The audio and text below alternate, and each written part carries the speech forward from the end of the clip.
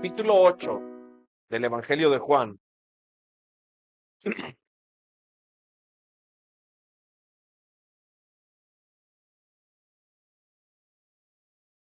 Entonces, después de el capítulo 7, después de ver tanta ira, tanto coraje, tanta hipocresía de las multitudes buscando cómo obtener favores de Dios, después de ver aún sus discípulos sin entendimiento, sin comprender las señales, ahora entramos en esta historia donde hace un maravilloso despliegue de la misericordia de Dios, la misericordia de Cristo.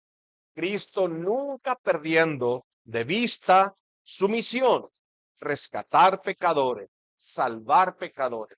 Venía a salvar al mundo, no a condenar el mundo. Semejante a la historia de la mujer samaritana, esta mujer que fue sorprendida en el acto mismo del adulterio, encontró misericordia y encontró gracia, la oferta de la gracia en Cristo. La mujer samaritana, María Magdalena, el hijo pródigo y cada uno de sus hijos, cada uno de los que han sido rescatados, han sido un despliegue increíble de la gracia de Dios, del poder de Dios para salvar pecadores. Es decir, que para salvar a un pecador, Cristo Jesús tenía que ir a la cruz del Calvario. Eso se requería o se necesitaba tanto para esta mujer como para ti o para mí. Mientras que su justicia se mantenía intacta, él podía ofrecer perdón. La razón por la oferta gratuita del evangelio, o la razón por la cual él podía decir no te condeno, es porque él sabía que también el pecado de esa mujer él lo iba a cargar en la cruz del Calvario. No había un perdón sin ningún precio. Siempre tenemos que pensar en esto, ¿cierto? La salvación y el perdón de mis pecados es gratis para mí, pero a él le costó todo. Capítulo 7, entonces, ha sido un capítulo intenso. Nos mostró cómo el hombre puede estar frente a la verdad y no conocerla. Nos mostró cómo es que la religión del hombre le impide, lo hace ciego a la oferta gratuita del evangelio glorioso de nuestro Señor. Para recibir las buenas nuevas, tienen que ser capaces de recibir o escuchar las malas noticias. Las buenas noticias tienen sentido únicamente en el contexto de las malas noticias. Es decir, que el Señor dice, el mundo a mí me aborrece. La razón de su aborrecimiento es porque yo testifico de él que sus obras son malas. Y luego viene la oferta, si alguno tiene sed, venga a mí y beba. Si alguno tiene hambre y sed, vengan a mí y el que cree en mí tendrá vida eterna. Entonces, vimos en el capítulo muchas contradicciones, es decir, aquellos que reclaman conocer la ley, con la violación de la ley, pretenden condenar a nuestro Señor. Los que debían de exaltar la ley quieren juzgar al Señor quebrantando la ley. Los que siendo pecadores y estando bajo el juicio de Dios, se levantaban como jueces, condenando al pecador. Aquellos que el Señor venía a salvar son marcados como malditos porque ignoran la ley. Pero ellos eran los encargados de enseñarle la ley a esta gente. Pero en lo que ellos conocían la ley, se ufanaban en su conocimiento y pensando que el conocimiento o el mero conocimiento de la ley los eximía del castigo eterno. El único que tenía poder y derecho de aplicar la ley y condenar al pecador, venía a salvarlo. El resto no podía, sino ver su propio pecado a la luz de la ley gloriosa.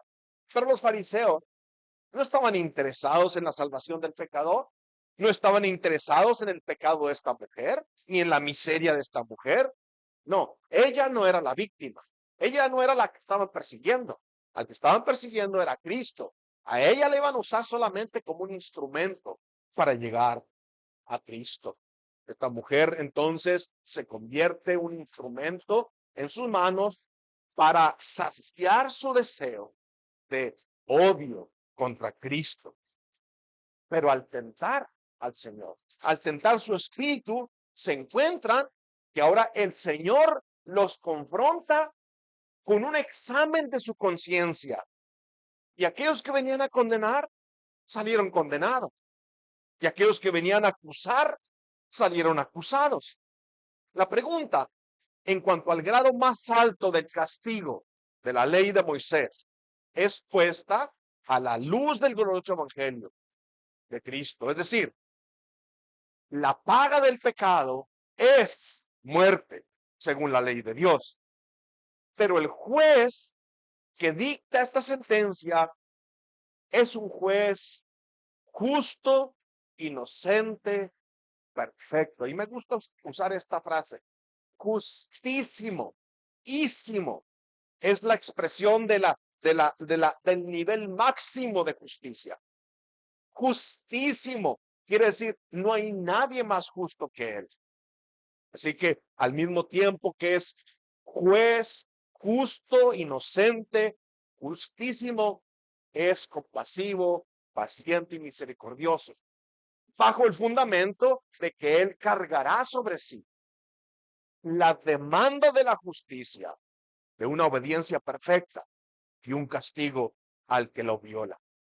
Esta pareja, es decir, la justicia y la paz, o la verdad y la misericordia, tienen su unión perfecta en un solo hombre, en un solo acto, allí en la cruz del Calvario, aquel escogido de Dios para salvar a su pueblo, reunía las dos, es decir, la obediencia perfecta y el castigo del violador.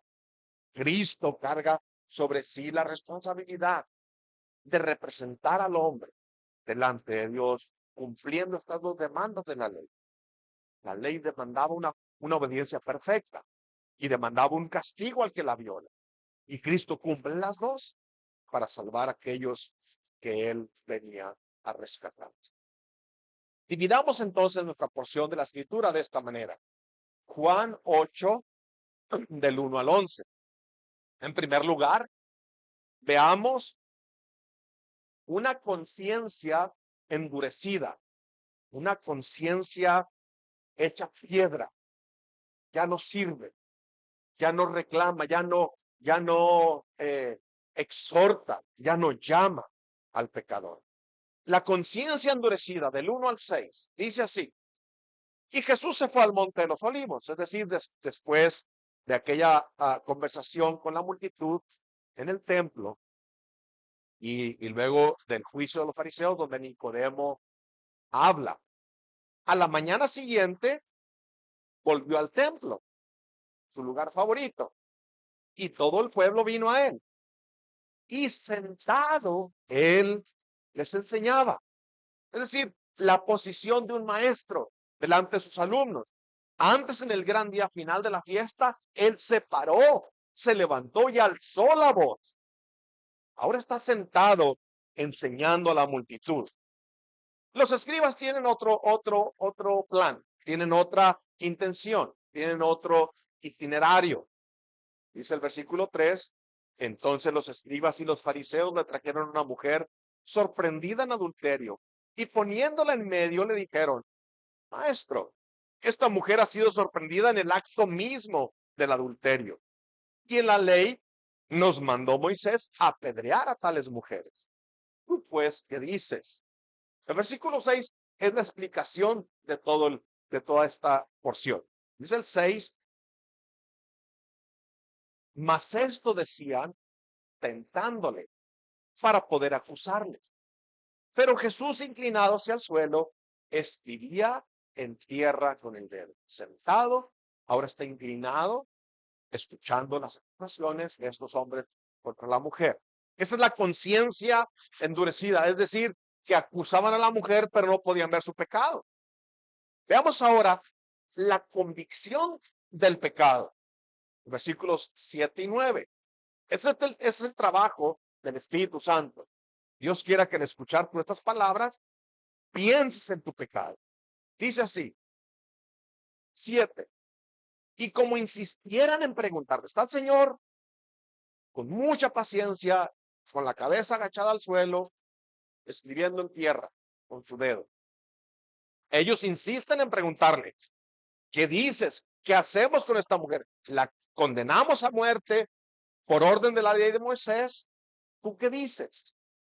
Y ellos insistieron en preguntarle. Entonces él se enderezó y les dijo, el juez, es decir, el que va a ejecutar la sentencia, tiene que tener estos requisitos. El que de vosotros esté sin pecado, sea el primero en arrojar la piedra contra él. Aquí tenían que haber temblado.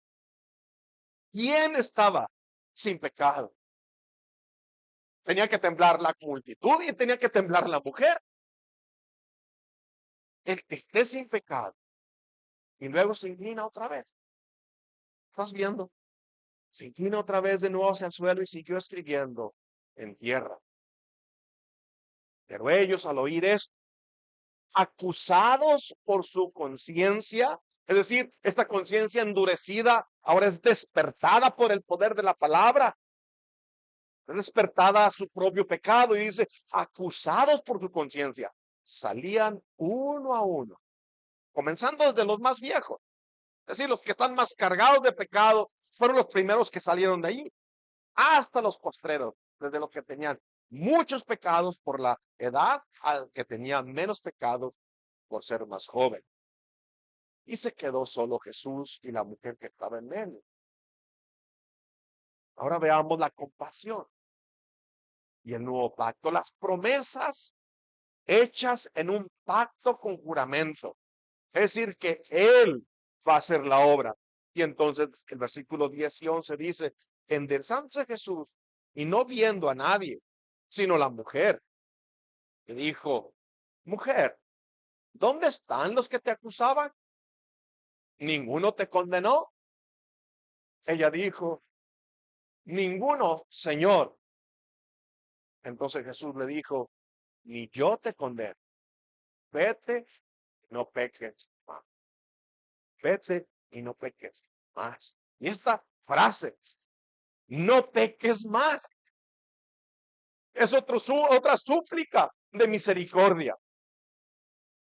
Porque ¿quién podría escuchar esas palabras y decir, sí, está bien, me voy y no vuelvo a pecar? Vamos a ver entonces en el primer lugar una conciencia endurecida, cauterizada, es decir, hecha costra, ya no le entra nada. La costra, antes de hacerse costra, fue una herida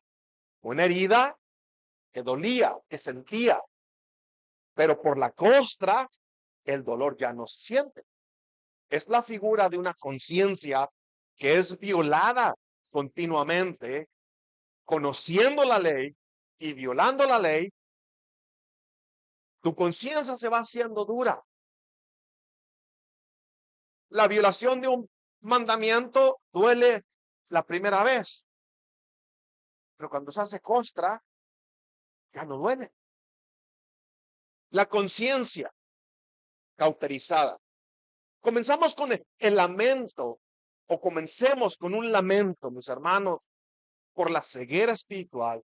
Esta ceguera espiritual de la que todos alguna vez padecimos y que ahora, aún como redimidos, en cierta medida todavía sufrimos. Esa ceguera que para el cristiano ha sido quitada por la pura gracia es la prueba de la muerte espiritual del no redimido. Le llamas y no responde porque está muerto, está endurecido. Una conciencia endurecida no funciona, pero la conciencia endurecida que deja de funcionar da paso a una religión hipócrita, falsa, terca, ciega, sorda, porque ahora un Dios un mediador no les es suficiente. Ahora van a tener multitud de Dios. Veamos brevemente cómo se manifiesta esta conciencia autorizada, esta conciencia dura. En primer lugar, una conciencia dura es injusta en todos sus juicios. Es decir, la razón por la que es injusta es porque hace un, un uso malo o un uso ilegítimo de la ley. Ya hemos dicho antes y lo hemos comprendido fácilmente. Es mucho más fácil ver el pecado de todo el mundo que el nuestro propio. Es mucho más fácil juzgar el pecado de otro que juzgar mi propio pecado. Entonces, es lícito hacer juicios. Todos los días hacemos juicios. ¿Me conviene o no me conviene? ¿Le sigo o no le sigo? ¿Me paro? ¿Qué hago? Todos los días hacemos juicios en nuestras vidas. Pero es necesario que el juicio que hagamos sea un juicio justo. Y un juicio justo va a comenzar con nuestro propio corazón. Ese es un juicio justo. Soy yo, Señor, el que necesita de tu perdón. Oh, Señor, soy yo el que ha quebrantado tu ley. Oh, Señor, soy yo el que está bajo la maldición de la ley. Oh, Señor, líbrame. Ese es un juicio justo. Quitas la viga de tu ojo para poder entonces ayudar al otro. El juicio justo comienza contigo mismo. La conciencia hecha piedra, la conciencia endurecida, hace un juicio del resto, pero nunca de sí mismo. Siempre se va a exonerar de la culpa. Todo el mundo es culpable, ¿sabes? En la prisión, en la cárcel, esa es la realidad. Si tú hablas con los presos, todos son inocentes. Alguien más tuvo la culpa por el crimen que cometieron. Ese fue mi primer sermón. Después de 10 años, un preso se acercó y dijo, pastor, yo me recuerdo su primer sermón. Todos somos inocentes. El resto del mundo es culpable. En segundo lugar, una conciencia endurecida es una conciencia hipócrita. Es decir, que tiene dobles intenciones. Nunca es sencilla, abierta. Siempre tiene una intención escondida. ¿Ves a esto? Se escondían en su religión, pero la intención que tenían era condenar a Cristo. No tenían la intención de ayudar a la mujer, ni tenían la intención de cubrir su vergüenza, ni tenían la intención de sostener a esta pobre oveja perdida. No, la intención de ellos era desbaratarla y destruirla. Qué maldición, mis hermanos, esta ceguera espiritual que se esconde tras la careta de la religión. La conciencia endurecida es hipócrita. La vemos aquí con estos escribas y fariseos pretendiendo tener un celo santo por la ley de Dios, pero el propósito escondido atrás era tentar a Cristo para acusarlo y condenarlo a muerte. La hipocresía de pretender que quieren que la ley de Dios sea exaltada, pero solamente es un deseo intenso de condenar a nuestro Señor. No están interesados en la salvación del alma de esta mujer, ni están interesados en instruirla, en ayudarla, en intervenir para cubrir su vergüenza. No, hasta donde sea posible, ellos la van a usar y van a usar de su religión para lograr sus propósitos diabólicos.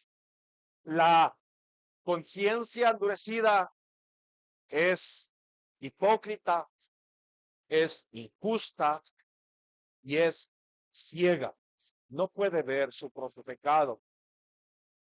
No puede ni quiere ver su propia corrupción.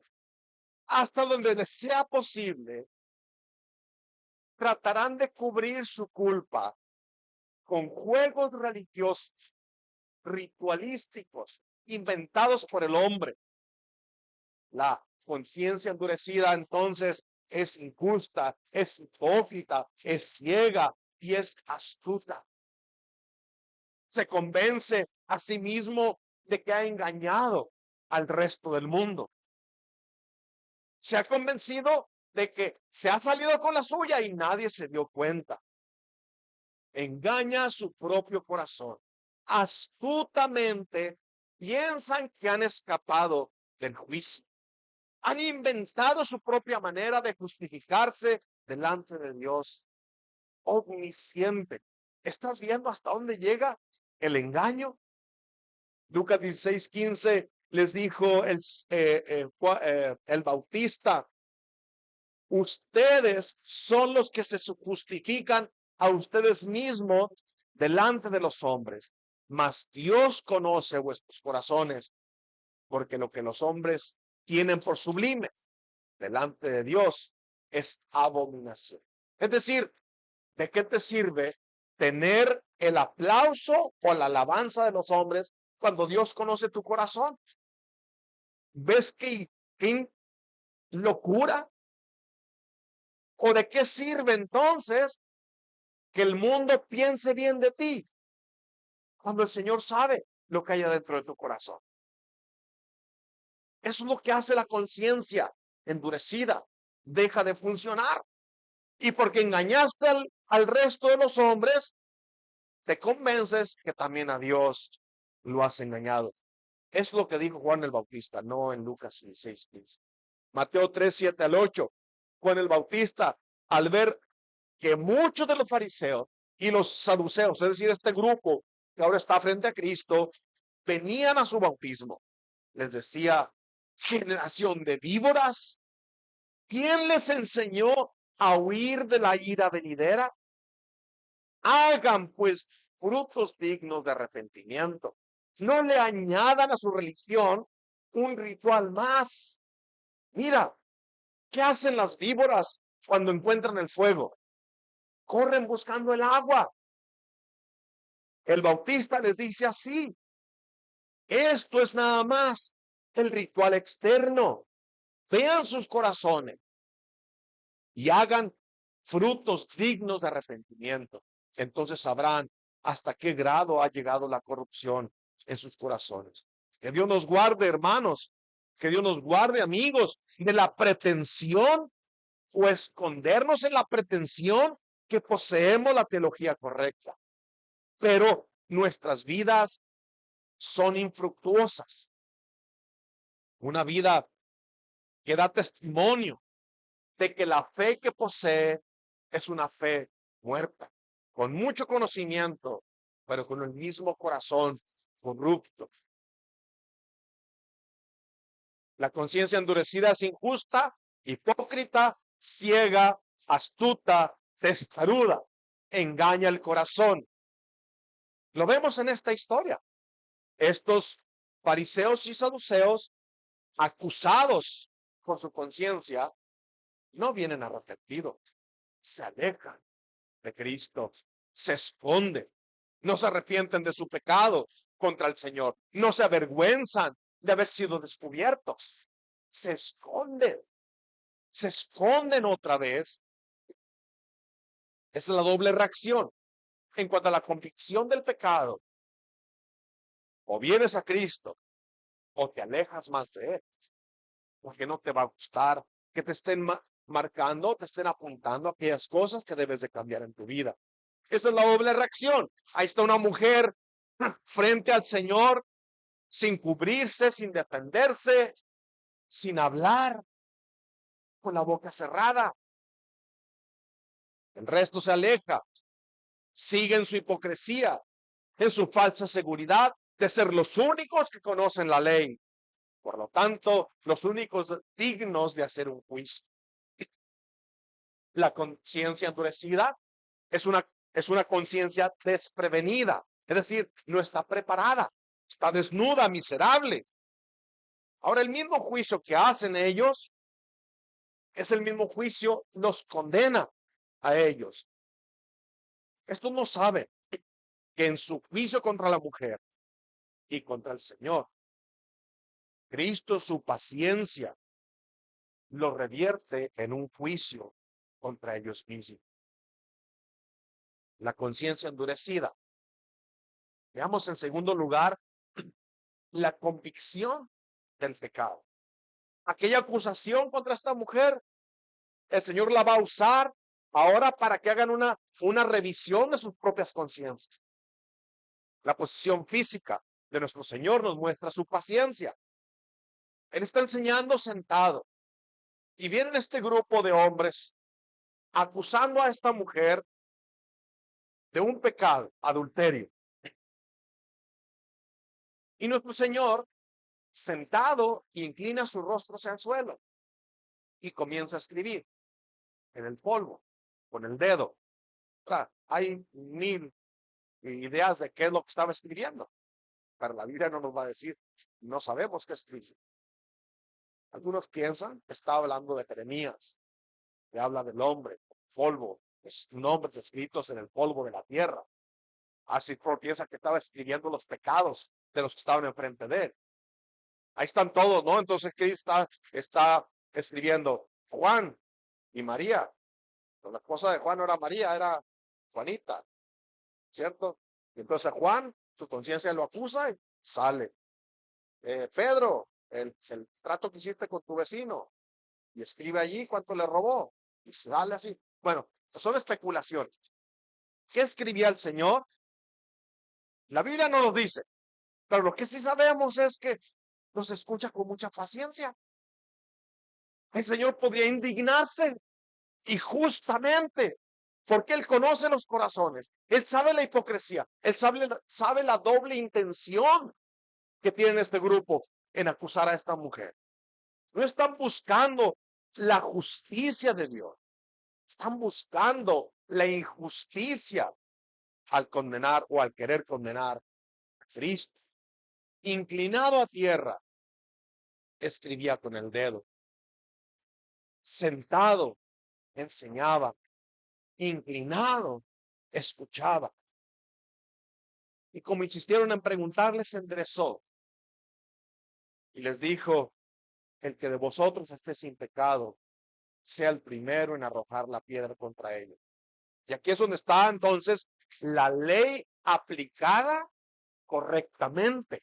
La ley es buena, el mandamiento es santo, justo, puro y bueno, si lo usas correctamente. Pero están usando la ley para justificarse a sí mismo. Están usando la ley ilegítimamente.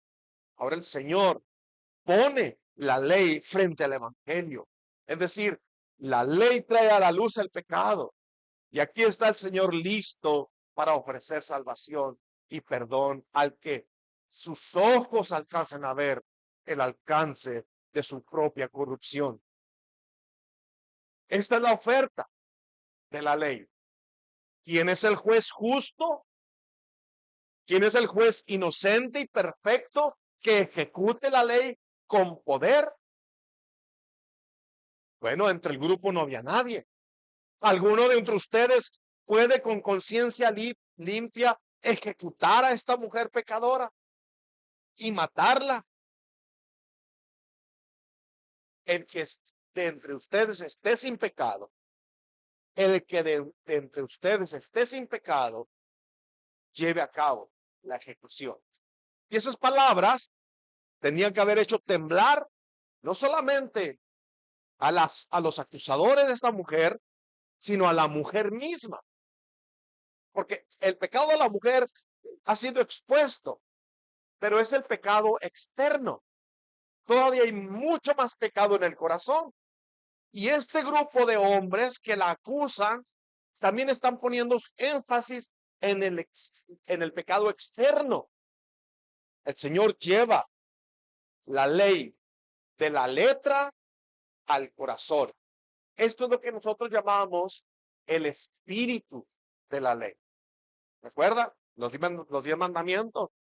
Los 10 mandamientos están hechos o puestos en forma negativa. Pero hay la forma positiva. No hagas esto. La forma positiva, haz esto. El propósito de la ley, traer luz al corazón, a la conciencia, moverla, quebrantarla, para que busque misericordia. Moisés mandó apedrear a tales mujeres, dicen ellos. La hipocresía de ellos es revelada, porque los dos debían de morir. ¿Dónde estaba el hombre? ¿Por qué trajeron solamente la mujer? Para bailar tango se necesitan dos. Ezequiel 18:20. Entendían esto, los fariseos y los saduceos, que la paga del pecado es muerte. Ezequiel 18:20 dice, el alma que pecare, esa morirá. El hijo no llevará el pecado del padre, ni el padre llevará el pecado del hijo. La justicia del justo será sobre él, y la impiedad del impío será sobre él. Eclesiastés 7:20, ciertamente no hay hombre justo en la tierra que haga el bien y nunca peque. Y Romanos 6:23, porque la paga del pecado es la muerte. ¿Quién de entre ustedes es sin pecado? Esto no es suficiente para mover la conciencia endurecida, traspasar la costra y despertarlos. Tristemente, tristemente fue despertada por un momento. Él expone la necesidad de un juez inocente y luego se inclina otra vez y sigue escribiendo en la tierra. Como el doctor que da la medicina y espera ver el efecto, dando un espacio a que piensen, a que evalúen sus conciencias endurecidas, ahora despertadas por la misericordia de Dios. Oh, mis hermanos, que el Señor nos conceda en este día, en este momento, que nuestras almas, nuestras conciencias sirvan para el propósito que Dios las ha dado. La conciencia nos ayude a ver nuestra propia necesidad. A estos hombres, en su afán de condenar a Jesús, lo tentaron para poder acusarlo. Pero ahora están siendo dejados convictos de su propio pecado. El que de vosotros esté sin pecado, sea el primero en arrojar la piedra contra ellos. Pero ellos, al oír esta palabra, acusados por su conciencia, salían uno a uno, comenzando desde los más viejos hasta los postreros. Llegaron como acusadores y jueces, se fueron como acusados y condenados. Tenían la intención de destruir al único hombre justo en sí mismo, justo por naturaleza. Y en ese deseo diabólico se destruyen a sí mismos. Así dijo el Señor a Pablo, dura cosa te es dar topes o coces o rebelarte contra Dios. En tu rebeldía contra Dios, el único que sale dañado eres tú. A Dios no lo mueve nada. A Dios no lo puedes desbaratar ni destruir. En tu rebeldía o la rebeldía de tu corazón, el único que sale destruido o dañado somos nosotros. Yo, como siempre, quisiera pensar en un curso diferente en la historia. Quisiera que la historia siguiera así. Cuando el Señor los acusa y les dice, el que de ustedes esté sin pecado, sea el primero en arrojar la piedra. Y la conciencia acusándolos, los trae a los pies de Cristo y claman delante del Señor. Enséñanos cómo un hombre pecador puede ser justificado delante de un Dios santo. Que alguno de entre ellos siquiera escuchara la voz de su conciencia y viniera preguntando y buscando el remedio para aquel pecado que ahora lo ve con claridad. Oh, que hoy sea el día en que aquí entre nosotros, el que es acusado por su conciencia y despertado a su propio pecado, escuche la oferta de la gracia maravillosa en el evangelio glorioso de nuestro Señor Jesús. Y para los que hemos conocido, debemos de seguir orando. Oh Padre, no permitas que nos durmamos. porque los que duermen están inconscientes del peligro que corren, el peligro de refugiarse en la falsedad o en la seguridad falsa de su propia religión, convencidos de que entendiendo el concepto correcto de la ley es suficiente para justificar en el juicio final. ¿Quién quedó entonces de todos los que vinieron acusando a esta mujer?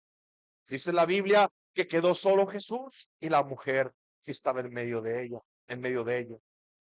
Fíjense bien, el que esté libre de pecado, tire la primera piedra. ¿Quién había allí que pudiera tirar la primera piedra? Había uno, Cristo. Cristo podía no solamente tirar la primera piedra, sino podía tirar la última piedra que le quitara la vida a esta mujer. Pero el Señor venía a salvar, no venía a condenar. Veamos entonces, por último, la compasión y las promesas del nuevo pacto. Vimos una conciencia endurecida, cegada por la religión, no son capaces de ver su necesidad. Viene el Señor, quebranta la conciencia, traspasa la costra dura. Por un momento pueden ver su pecado, pero para luego alejarse otra vez nuevamente a la oscuridad. No vinieron a Cristo, pero ahí está el Señor, compasivo, venía a rescatar. Y esta mujer también era hija de Abraham.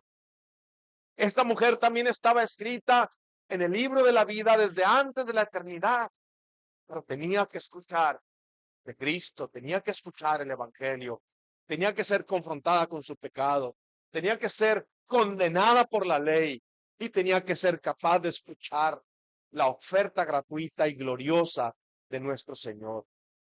¿Quién está de los que te condenaban, de los que te acusaban? Ninguno te condenó. No, Señor, ninguno. Entonces Jesús le dijo, ni yo te condeno, vete y no peques más. Vemos por último en esta parte, esta frase, ni yo te condeno, vete y no peques más. Salmo 85:10 nos habla de esta pareja hermosísima. Dice en el 85:10, la misericordia y la verdad se encontraron. Pero este encuentro es un encuentro amistoso, amoroso. Dice, la justicia y la paz se besaron. Medite por un rato en esto.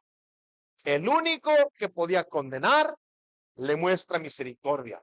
Pero la misericordia no esconde el pecado. La misericordia que se le ofrece tiene su fundamento en la verdad.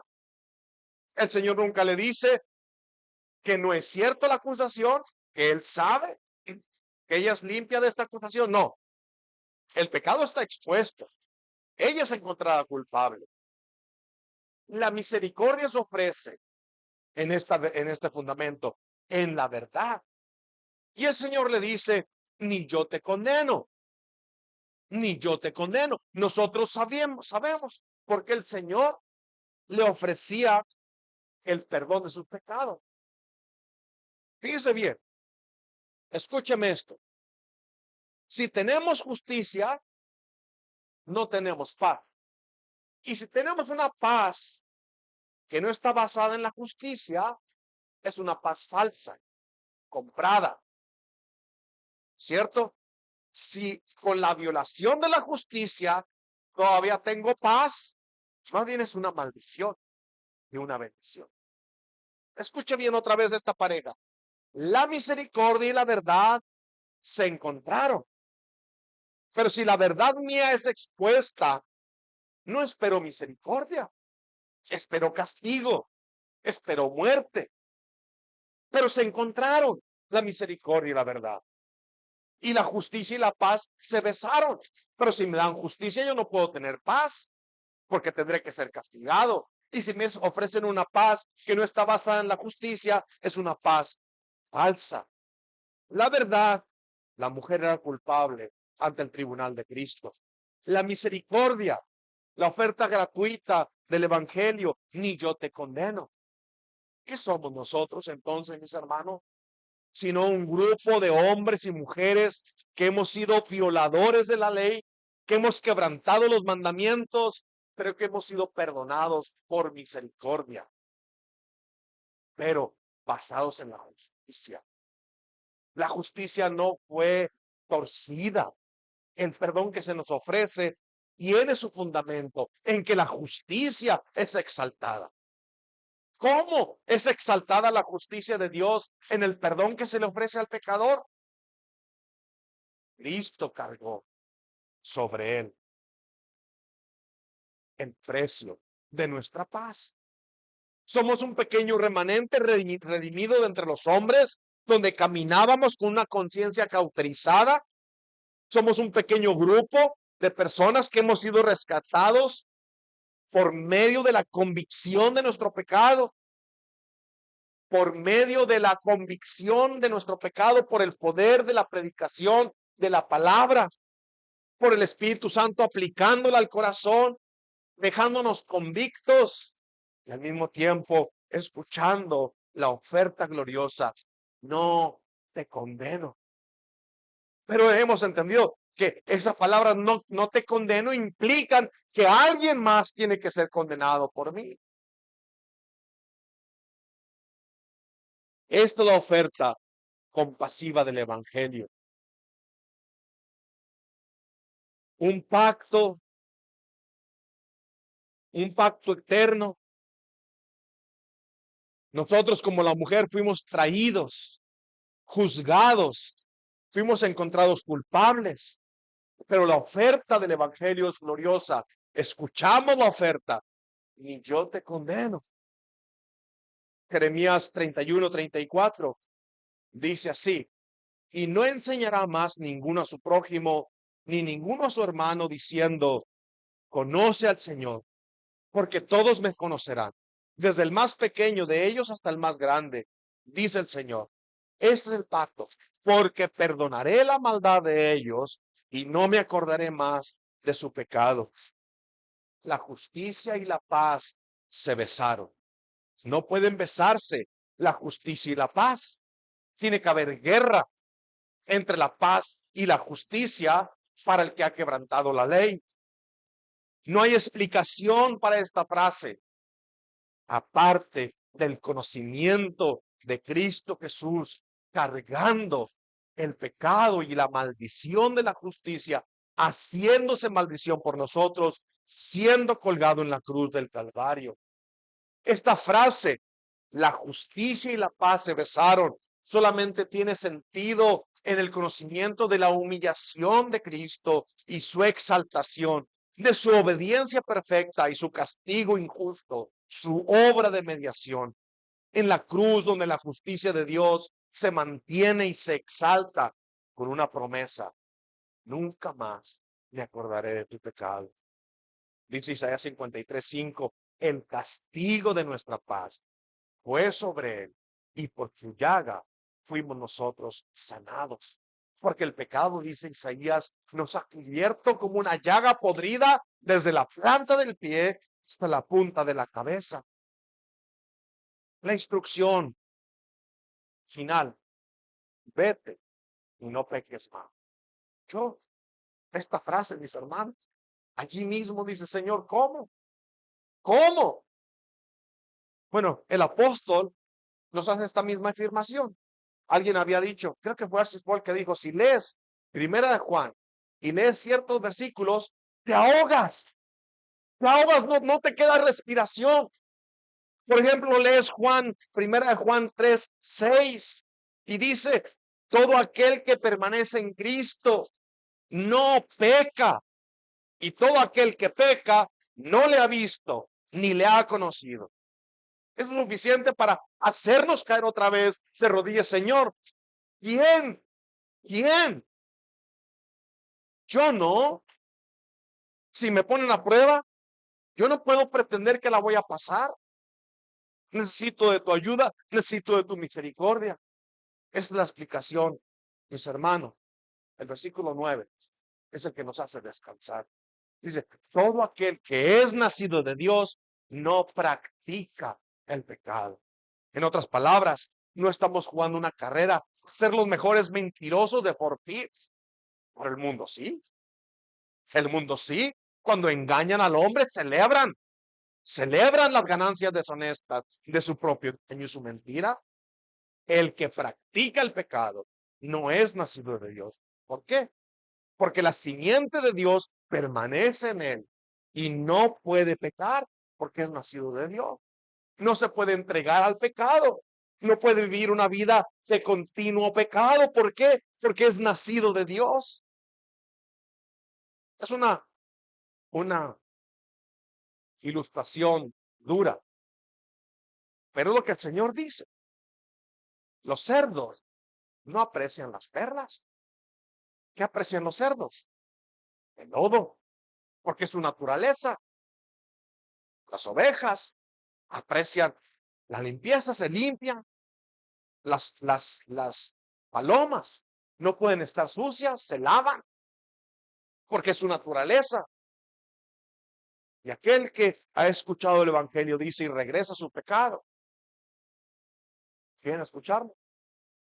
Es como un perro que vomita y no se regresa y se come su propio vómito. La convicción del pecado no es una ocasión singular. No es que fui convicto de mi pecado y pude entender la salvación.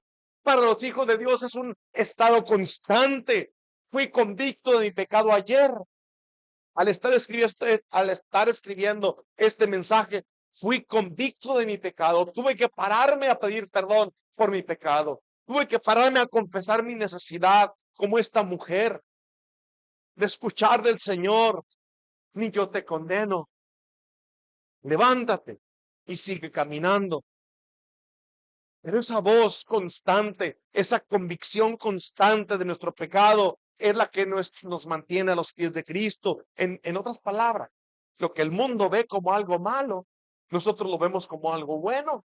Es decir, que si soy capaz de ver mi pecado, si soy capaz de angustiarme por mi pecado, tiene que ser una obra de parte de Dios a través del Espíritu Santo, aplicando la palabra a mi corazón, porque es lo que me mantiene seguro. Y voy y quiero escuchar otra vez, y el domingo que viene quiero escuchar otra vez de Cristo diciéndonos, ni yo te condeno, ni yo te condeno, porque tu pecado, ese también el que estás confesando, también yo lo cargué en la cruz, también lo lavé con mi sangre, también lo borré para siempre, tampoco lo voy a traer a juicio. La compasión ofrecida por medio del nuevo pacto es un fundamento firme. La promesa es nunca me acordaré de sus pecados. Es Él el que me lo está diciendo, el que no lo está diciendo. Entonces, mis hermanos, levantémonos, despertemos, vamos a luchar con diligencia. No seamos dominados por el pecado, porque no puede reinar sobre nosotros. Cristo reina sobre nosotros. Cristo es la cabeza de la iglesia. Y si la cabeza es santa, todo el cuerpo es santo. La pregunta final que quiero hacerte yo entonces, ¿en qué descansa o en quién descansa la seguridad de ser justificado en el día del juicio final? ¿Estás seguro de que tu pecado ha sido quitado? ¿Estás seguro de que has descansado en aquel que es todopoderoso para traer a la luz los pecados secretos y juzgarlo? ¿Estás confiando en la oferta gratuita del Evangelio? Ni yo te condeno, pero ve, lucha contra el pecado. No dejes que te domine. Vamos a orar. Gracias, eterno Padre. Otra vez esta historia maravillosa nos muestra, Señor, que en medio del caos y la hipocresía y las tramas diabólicas del mundo en tu contra nunca pudieron estorbar tu propósito de venir y hacerte hombre, dejar tu trono en la gloria y hacerte como uno de nosotros, porque venías a buscar a aquellos que el Padre te... Oh Señor, cuéntanos entre tus hijos, guárdanos, Padre, de ser contados entre tus enemigos. Y aún así, Señor, te rogamos otra vez, fe, Señor, si en nuestro corazón hay alguna hipocresía, una doble intención que muchas veces ni siquiera somos capaces de percibir.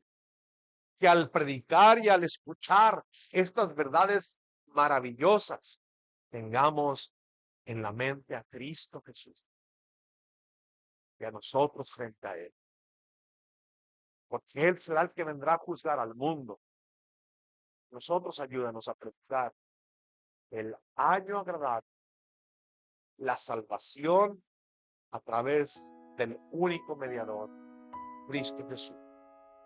Glorifícate, Señor, en esta mañana, aquí entre nosotros. En el nombre de tu Hijo amado, te lo pedimos.